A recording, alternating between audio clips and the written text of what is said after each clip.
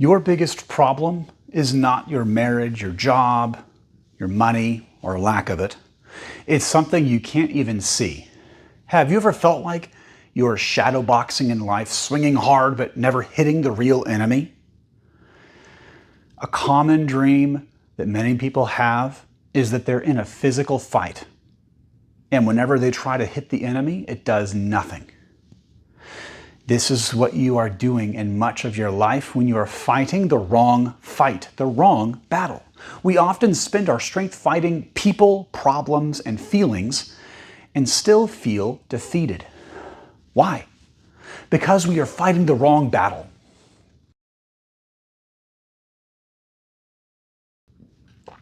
Second Corinthians 10 verse 3 says, "For though we walk in the flesh, we are not waging war according to the flesh." Your spouse is not the enemy. Your boss is not the enemy.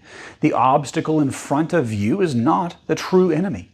Our fight is spiritual, not fleshly.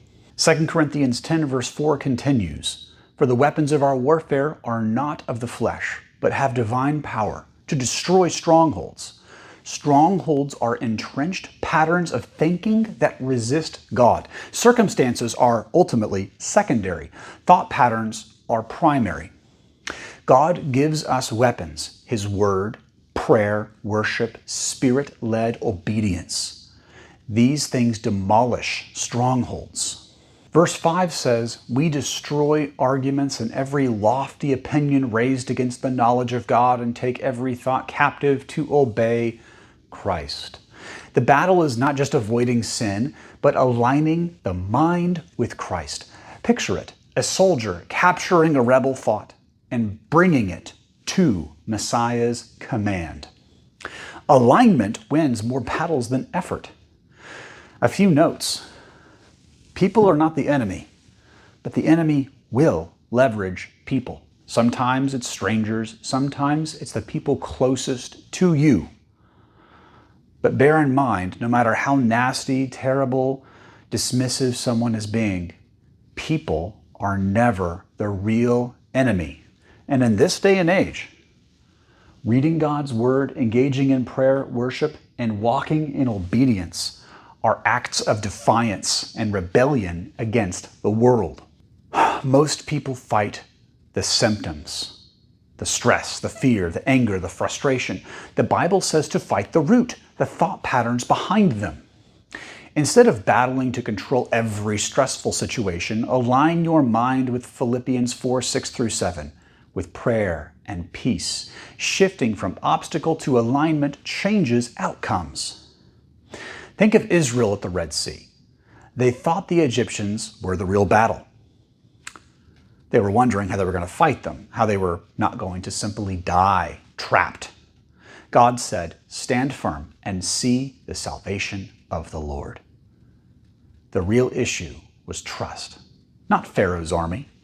Paul reminds us again in Ephesians 6:12, "We do not wrestle against flesh and blood, but against rulers, authorities, cosmic powers over this present darkness and spiritual forces of evil in the heavenly places." People are not the enemy. Ask in every struggle, am I shadowboxing with symptoms, or am I aligning with God's truth? There's 3 steps to pursue this. First, pause. Step back before you simply react. You want to intentionally respond. Do not let yourself be a thermometer, simply reacting to everything around you. Be a thermostat. You set the temperature. Second, pray. Invite God's perspective. Ask God, how do you want me to think about this? And perhaps more importantly, how do you want me, God, to feel about this? And third, pull it down. Use Scripture to tear down the lies that hold up the obstacle, that are behind the obstacle. Use God's Word. Stop fighting the wrong battle. Stop shadowboxing with people and problems. Start fighting the real battle, aligning your mind and your heart with God's truth. Take one thought captive today and watch God win the victory.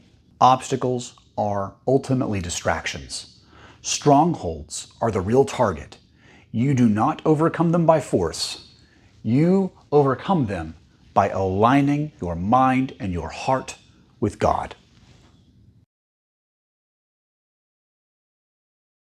If this stirred something in you, do not stop here. I want to equip you to build spiritual strength the way an elite soldier trains his body, with focus, discipline, and results. It's called the 5 Pillars of Kingdom Courage, 5 specific battle-tested disciplines to help you feed your faith, speak life, take spiritual ground, walk with people who sharpen you, and obey God quickly before doubt and fear talks you out of it.